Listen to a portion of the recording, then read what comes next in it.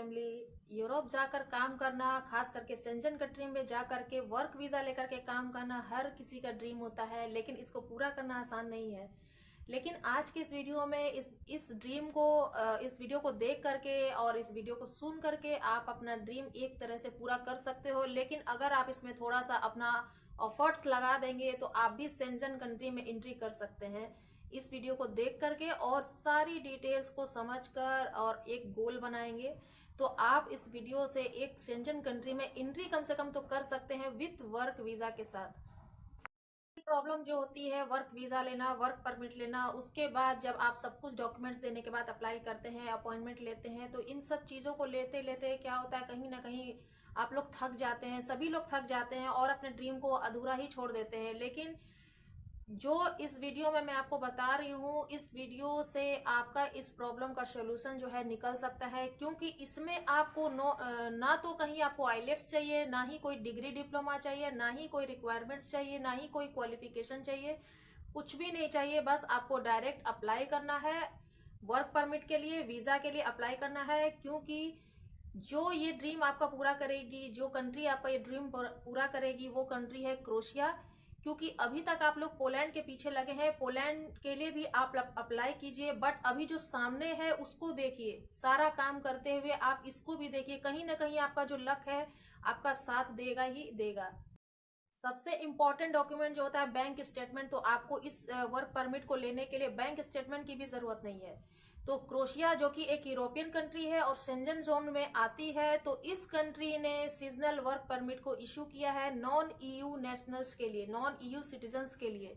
जो non EU citizens हैं उनके लिए वर्क परमिट क्रोएशिया जो है इशू किया है। तो इसका प्रोसेस क्या है, इसको अप्लाई कैसे करना है, क्या क्या चीजें कैसे अप्लाई करना है, सारी डिटेल्स जो है आज की इस वीडियो में मैं आपको बताने वाली हूँ। तो फुल वीडियो वॉच कीजिएगा। और जो भी लोग मेरे चैनल पर नए हैं, प्लीज उनसे रिक्वेस्ट है कि मेरे चैनल को सब्सक्राइब कीजिए, लाइक कीजिए, शेयर कीजिए, और भी आगे आप इनको शेयर इसलिए कीजिए ताकि जो भी जिनके पास क्वालिफिकेशन नहीं है, क्योंकि मेरे पास कुछ कमेंट्स ऐसे आए हैं जिन्होंने पूछा है कि मैम मेरे पास कोई भी क्वालिफिकेशन नहीं, उनको कुछ भी नहीं आता है, तो ये वीडियो उनके लिए खास करके है। तो जिन्होंने मुझे कमेंट किया था कि मैम मुझे कुछ भी नहीं आता, वो एग्रीकल्चर में ही अपना मतलब काम देखते हैं, उनको कुछ भी नहीं आता, तो ये वीडियो उनके लिए भी है, और जो लोग कम पढ़े लिखे हैं उनके लिए भी है। तो फुल वीडियो वॉच कीजिएगा, क्योंकि आपके लिए सारी जानकारी जो है आज के इस वीडियो में है। और बिल्कुल भी आप देर मत कीजिए, ये वीडियो देखते ही आप फटाफट से आप लोग अप्लाई करना शुरू कर दीजिए। क्योंकि क्रोएशिया की गवर्नमेंट ने अभी लास्ट के 3 मंथ्स में, जनवरी, फरवरी और मार्च में, इन लास्ट के 3 मंथ्स में 53,000 वैकेंसीज जो हैं फॉरेनर्स के लिए उन्होंने ओपन की थी। और अभी भी ये चल रही है, क्योंकि अभी ये जो सीजनल वर्क चल रहा है, अभी हर कंट्री में ये सीजनल वर्क चल रहा है, तो इसलिए सीजनल वर्क वीजा जो है यूरोपियन कंट्रीज जो है इशू करा रही हैं फॉरेनर्स के लिए। तो आप लोग बिल्कुल भी देर मत कीजिए, कैसे इसको अप्लाई करना है मैं पूरा इस वीडियो में, आज के इस वीडियो में पूरा आपको बताने वाली हूँ, फुल प्रोसेस। तो फुल वीडियो वॉच करके आप इसको फटाफट से अप्लाई कर दीजिए।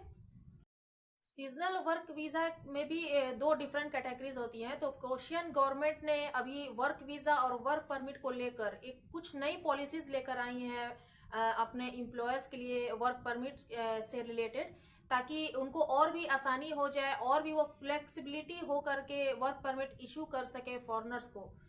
तो इसी वजह से सीजनल वर्क वीजा जो है इन्होंने 6 मंथ का निकाला है। जैसा कि मैंने एक लास्ट वीडियो में भी आपको बताया था कि 6 महीने का सीजनल वर्क वीजा होता है, और अभी भी जो ये सीजनल वर्क वीजा आया है ये 6 महीने के लिए आया है, जो कि इसका जो काम है मई से अक्टूबर तक का चलेगा। लेकिन जब भी आप ये वीजा अप्लाई कीजिएगा, अभी आप मई से अप्लाई करना शुरू कर दीजिए, कोशिश ये कीजिएगा कि आपको अगस्त, सितंबर और अक्टूबर तक आपका ये जो वर्क वीजा का काम है ये हो जाए, मतलब वहां पर आप पहुंच जाए, ताकि इन 3 महीनों में आपका जो है 3 महीनों के अंदर आपका वीजा जो है लग जाए। तो पहले क्रोएशिया का सीजनल वर्क वीजा लेने में एम्प्लॉयर्स कंपनीज को अप्रूवल लेनी पड़ती थी। बिना उनके अप्रूवल के, बिना क्रोएशियन गवर्नमेंट के अप्रूवल के वो लोग वर्क वीजा इशू नहीं कर पाते थे। तो इससे रिलेटेड वहां की गवर्नमेंट ने अभी नई नई पॉलिसीज को लेकर आई हैं, नए नए अपडेट्स लेकर के आए हैं। तो जैसा कि मैं बता रही हूँ कि ये जो आपका सीजनल वर्क वीजा है 6 महीने के लिए आपको मिलता है, और इस पर आप क्रोएशिया जाकर काम कर सकते हैं।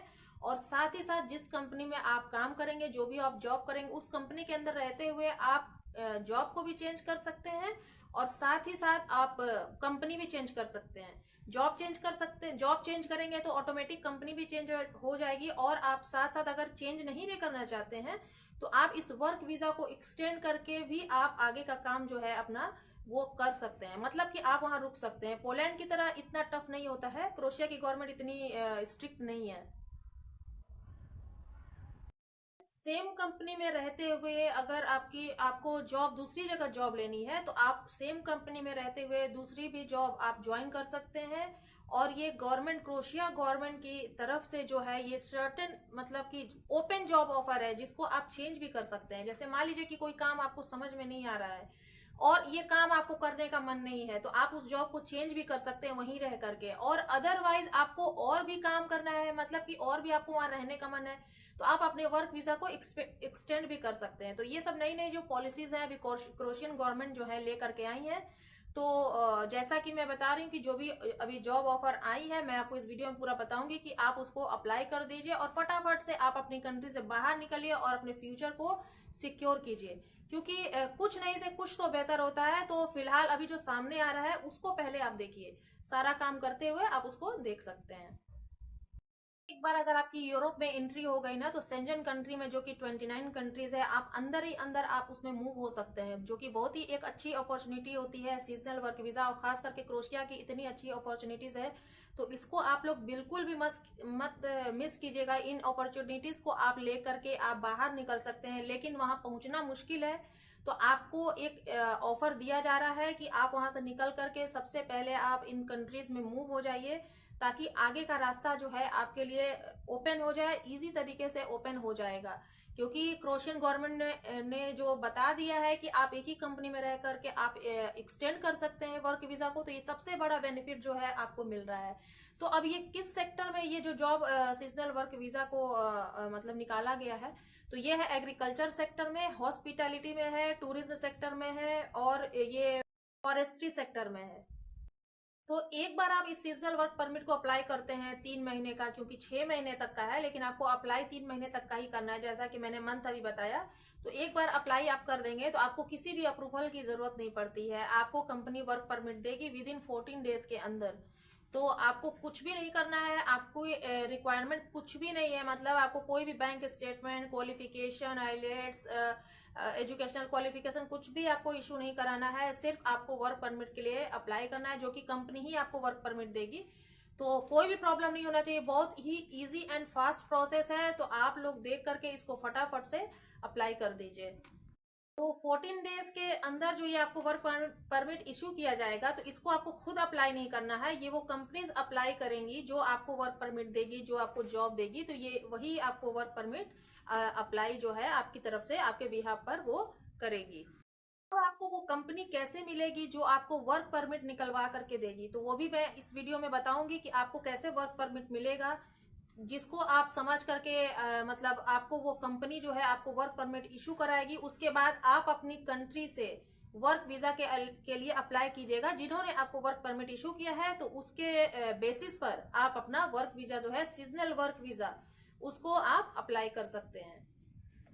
आप वर्क परमिट के बेसिस पर तो आप ट्रेवल नहीं कर सकते, आप ट्रेवल कर सकते हैं वर्क वीजा के बेसिस पर कि आपके पास वीजा कौन सा है, तो उसके बेसिस पर आपको ट्रेवल करना है। तो इसका सारा प्रोसेस इजी एंड फास्ट है, जिसको आप अप्लाई करके एक ये जो मौका है ना आप अगर छोड़ देंगे तो आपका फिर से ये ईयू के अंदर एंट्री करने का ये जो मौका है हाथ से निकल जाएगा। तो आपको सबसे पहला काम करना है कि आपको एंट्री लेनी है किसी भी कंट्री में, किसी भी यूरोपियन कंट्री में आना है तो सबसे पहला काम है आपको एंट्री लेनी है वहां पर। तो फ्रेंड्स हम लोग आ गए हैं Republic of Croatia ministry of the interior की गवर्नमेंट की ऑफिशियल वेबसाइट पर। इसका लिंक भी मैं आपको डिस्क्रिप्शन बॉक्स में दे दूंगी। तो इसको देखकर आपको लगेगा फ्रेंड्स कि कितना इजी हो गया है वर्क वीज़ा और वर्क परमिट जो है लेने में क्रोएशिया का। क्योंकि किसी भी सेंजन कंट्री ने कभी भी ऐसा ऑफर नहीं किया है कि आप इतने इजी तरीके से आप क्रोएशिया का वर्क परमिट ले सकते हैं। तो क्रोएशिया का जो वर्क वीज़ा है सीजनल वर्क परमिट किस तरह की जॉब्स के लिए है आपको मिल सकता है, तो यहाँ पर दिया गया है agricultural, forestry, hospitality, industry and tourism for the maximum period of 6 months a year with a labor market test and the opinion of the local service or office of the Croatian employment service। तो ये आपको 6 months का जो है seasonal work visa जो है आपको issue कराएगा। Exceptionally, a stay and work permit may be issued without a labor market test and the opinion of the local service or office of the Croatian employment service in case of employment of seasonal worker in agriculture। तो ये जो crochet का work permit है वो रहने के लिए एक बार इशू कर सकता है अगर आपने मतलब विदाउट लेबर मार्केट टेस्ट के विदाउट ओपिनियन के अगर ये सर्विस लेते हैं जैसे क्रोशियन एम्प्लॉयमेंट लेते हैं तो हो सकता है कुछ इश्यूज हो जाए। लेकिन agriculture forestry hospitality industry and tourism in the duration of up to 90 days का जो ये आपको मिल रहा है वर्क परमिट जो कि 6 महीने तक का हो सकता है। तो इनके लिए आपको कुछ भी करने की ज़रूरत नहीं है, आपको किसी भी क्वालिफ़िकेशन की ज़रूरत नहीं है, किसी भी आइलेट्स की ज़रूरत नहीं है, किसी भी बैंक स्टेटमेंट्स की भी ज़रूरत नहीं है आपको। तो ये जो सीज़नल वर्क वीज़ा है, आप इसको ईज़िली ले सकते हैं और इन्होंने जो रिलैक्सेशन की है कि इसको समझ लीजिए कि आप इसे अप्लाई कर सकते हैं बहुत ही आसानी से। तो इसमें जो 6 महीने का सीज़नल वर्क वीज़ा दिया गया है, तो इसमें हो सकता है कि आपको कंपनी से एक अप्रूवल चाहिए होगा वर्क परमिट अप्लाई करने के लिए। लेकिन आपको ये 6 महीने वाला नहीं लेना, आपको 3 मंथ्स का ही अप्लाई करना है। इससे 3 मंथ्स का अगर आप अप्लाई करते हैं, तो आपको ईज़िली अप्लाई होता है, इससे ज़्यादा का आपको बिल्कुल भी नहीं करना है। तो एक बार अगर आपको यूरोप एंट्री हो गई, तो शेंज़न में एंट्री हो गई, तो उसके बाद आप 29 कंट्रीज़ आपके लिए ओपन हो जाती हैं। बहुत सारी अपॉर्च्युनिटीज़ जो हैं आपको वहाँ पर मिल सकती हैं, लेकिन वहाँ तक पहुँचना कैसे है, वो आप इसको अप्लाई करके आप पहुँच सकते हैं। तो यहाँ पर पढ़ते हैं stay and work permit for seasonal work में be granted to seasonal workers if they have a valid foreign travel document during the period of validity of a stay and work permit।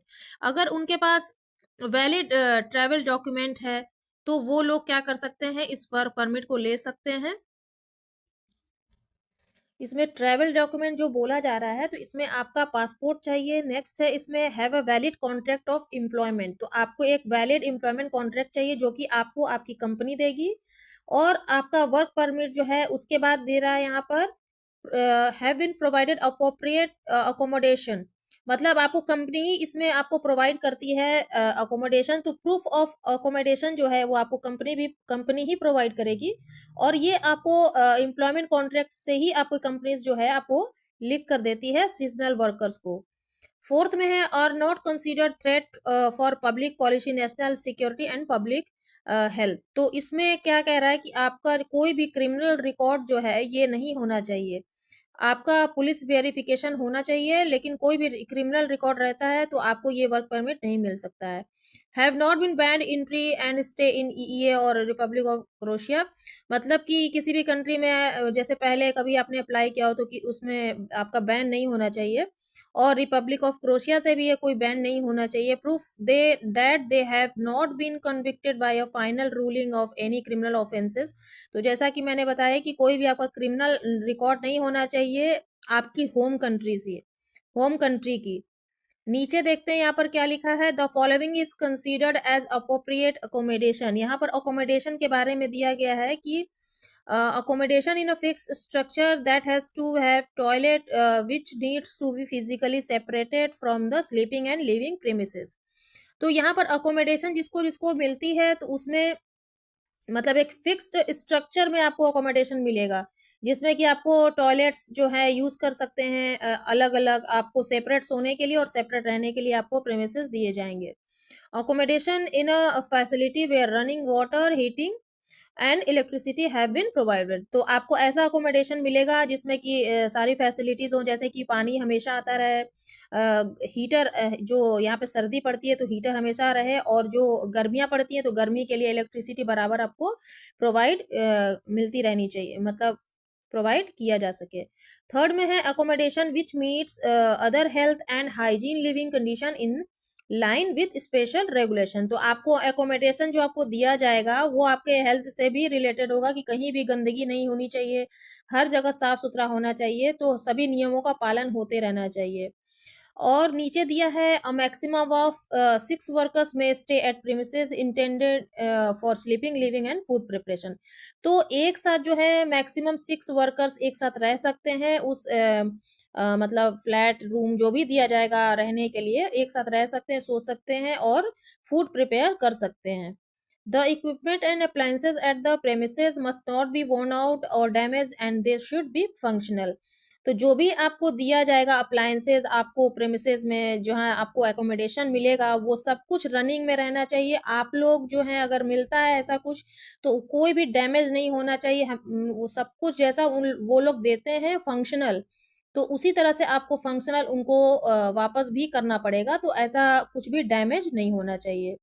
The height of the rooms at the premises has to allow for free and safe movement of workers। तो rooms जो हैं rooms की heights वगैरह जो है from the floor to the ceiling, तो room की heights भी अच्छी होनी चाहिए जो आपको फ्रीली और सेफ रहने में हेल्प करे और आप इधर उधर घूम फिर सकें, मतलब आपको सब कुछ अच्छा मिलेगा। तो ये सब उसमें मेंशन होना चाहिए प्रूफ ऑफ अकोमोडेशन में।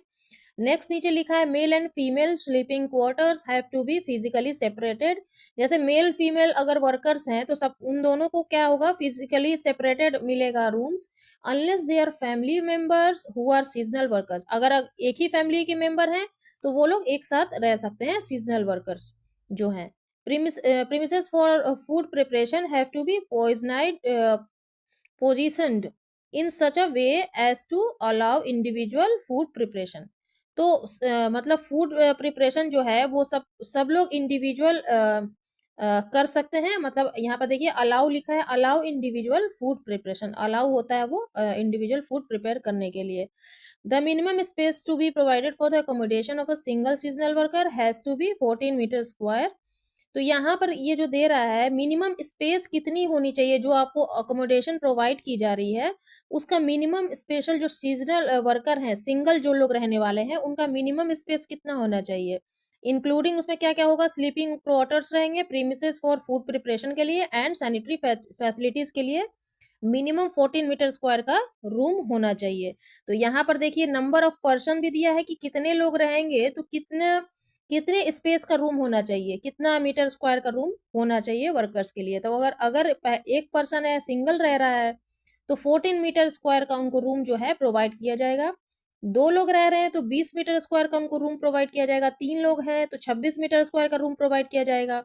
4 लोग रहते हैं तो 32 मीटर स्क्वायर का रूम प्रोवाइड किया जाएगा। 5 है तो 38 मीटर स्क्वायर और 6 है तो 44 मीटर स्क्वायर का रूम उनको प्रोवाइड किया जाएगा। और इस रूम के अंदर ये सब कुछ इंक्लूड रहेंगे, सोना भी, खाना भी और सैनिटरी फैसिलिटीज भी जो हैं सब कुछ इंक्लूड रहेंगी।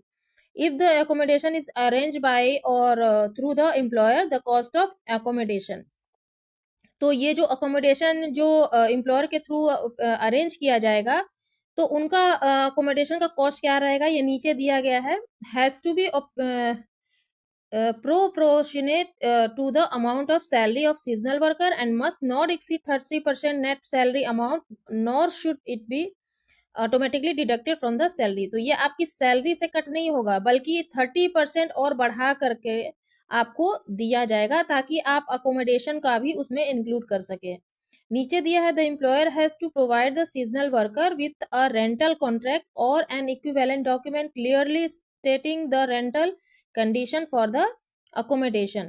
तो ये जो आपको अकोमोडेशन दिया जाएगा वो अलग से आपका रहेगा और इसका आपका जो आपकी जो सैलरी है उसका 30% तो बढ़ा कर दिया ही जाएगा और उसके साथ रेंटल एग्रीमेंट रेंटल कॉन्ट्रैक्ट जो है उसके साथ लगा के करके दिया जाएगा। सब मतलब डॉक्यूमेंट जो है आपको क्लियरली इक्विवेलेंट जो है आपको सब रेंटल कंडीशन जो है फॉर अकोमोडेशन जो सब कुछ जो है आपको प्रोवाइड करके दिया जाएगा। इससे आपकी सैलरी पर कोई इफेक्ट नहीं आएगा, सैलरी आपकी अलग रहेगी, सैलरी बल्कि आपको 30% और बढ़ा करके दी जाएगी अकोमोडेशन के साथ। If the employer arranges accommodation for a seasonal worker free of charge the worker has to be provided with a document clearly stating the accommodation condition. जैसा कि मैंने बताया वही यहाँ पर लिखा हुआ है और यहाँ पर नीचे आप पढ़ लीजिएगा राइट्स ऑफ सीजनल वर्कर्स, क्योंकि वीडियो बहुत ज्यादा लंबी हो जाएगी तो ये आपको नीचे पढ़ लेना है कि सीजनल वर्कर्स के और क्या क्या राइट्स मिलेंगे आपको वहां पर, क्योंकि सब लोग जैसे क्रोशियन सिटीजन्स हैं उनके साथ साथ सीजनल वर्कर जो भी रहेंगे सबके इक्विवेलेंट राइट्स रहेंगे, जो फॉरेनर्स आ रहे हैं उनके लिए भी और जो क्रोशियन सिटीजन्स हैं उनके लिए भी।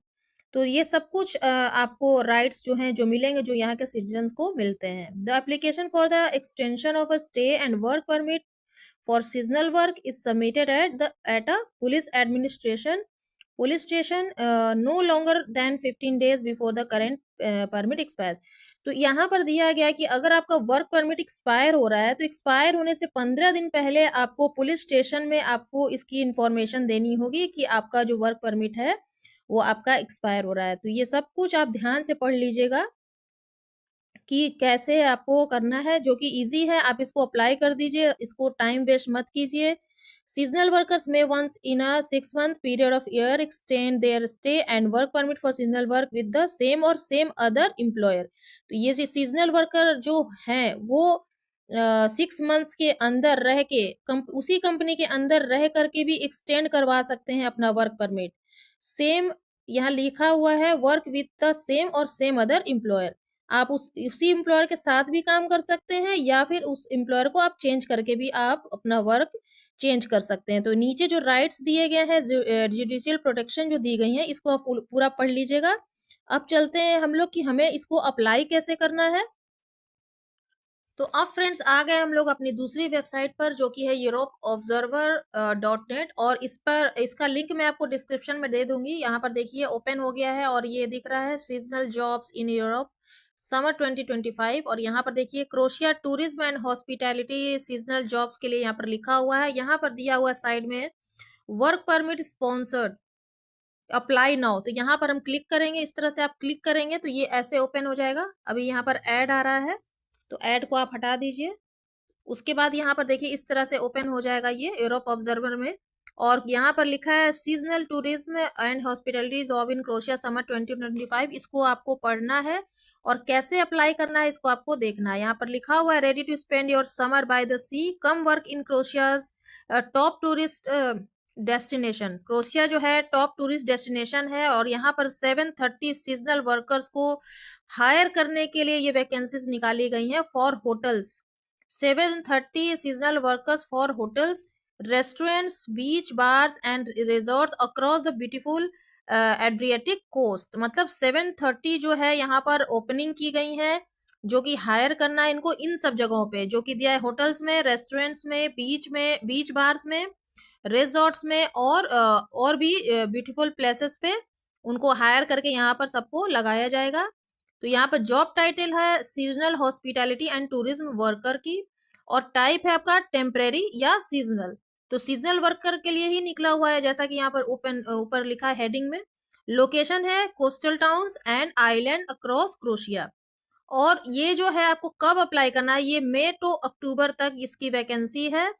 तो आपको कोशिश कीजिएगा अगस्त, सितंबर और अक्टूबर ये 3 महीने का ही आपको अप्लाई करना है। तो आप अभी अप्लाई कर दीजिए, मई मंथ स्टार्ट हो गया है और ये लेटेस्ट वैकेंसीज आई हैं तो आप इसको अप्लाई कर दीजिए ताकि आपको 3 महीने का जो है वर्क परमिट आप तक पहुंच जाए। यहाँ पर 730 वैकेंसीज यहाँ पर लिखी गई हैं। You could be working as, आप किस मतलब कि आप किस लाइन में काम कर सकते हैं यहाँ पर पूरा मेंशन किया गया है कि आपको कौन सा काम दिया जा सकता है। वेटर और वेट्रेस का, किचन हेल्पर का, बारटेंडर का, हाउसकीपिंग स्टाफ का, रिसेप्शनिस्ट का, बीच बार क्रू का, होटल असिस्टेंट का और टूरिस्ट गाइड का, इंग्लिश और अदर फॉरेन लैंग्वेज स्पीकर्स। तो ये सब काम आपको दिया जा सकता है। कौन अप्लाई कर सकता है, हु कैन अप्लाई? तो यहाँ पर देखिए नीचे लिखा हुआ है everyone is welcome we are looking for. आपको कुछ भी देने की जरूरत नहीं है, इसको कोई भी अप्लाई कर सकता है। तो यहाँ लिखा है people who enjoy working with tourist, जो लोग टूरिस्ट के साथ एंजॉय करना चाहते हैं वो लोग अप्लाई कर सकते हैं। Friendly personalities and team players, मतलब कि जो टीम प्लेयर्स के साथ जिनको मतलब काम करना है, फ्रेंडली पर्सनैलिटीज के साथ काम करना है वो लोग अप्लाई कर सकते हैं। No experience no problem we provide training, अगर आपके पास कोई एक्सपीरियंस नहीं है तो उसमें भी इनको कोई प्रॉब्लम नहीं है, वो लोग क्या करेंगे आपको ट्रेनिंग प्रोवाइड कर देंगे। रिक्वायरमेंट्स क्या क्या चाहिए, इसमें रिक्वायरमेंट्स है कि मस्ट बी 18 ईयर्स और ओल्डर, आप 18 ईयर्स के होने चाहिए या उससे बड़े भी हो सकते हैं। बेसिक इंग्लिश आनी चाहिए, मोर लैंग्वेज आर एस प्लस। आपको और भी अदर लैंग्वेज आती है तो कोई प्रॉब्लम नहीं है, वो भी चलेगा। थर्ड है willingness to work in busy and fast pace environments. आप मतलब काम करने में आपको मतलब डेडिकेशन होना चाहिए, आपकी इच्छा होनी चाहिए, इन्वायरमेंट फास्ट पेस्ड होना चाहिए, good energy and positive attitude होना चाहिए। EU and non EU citizens can apply.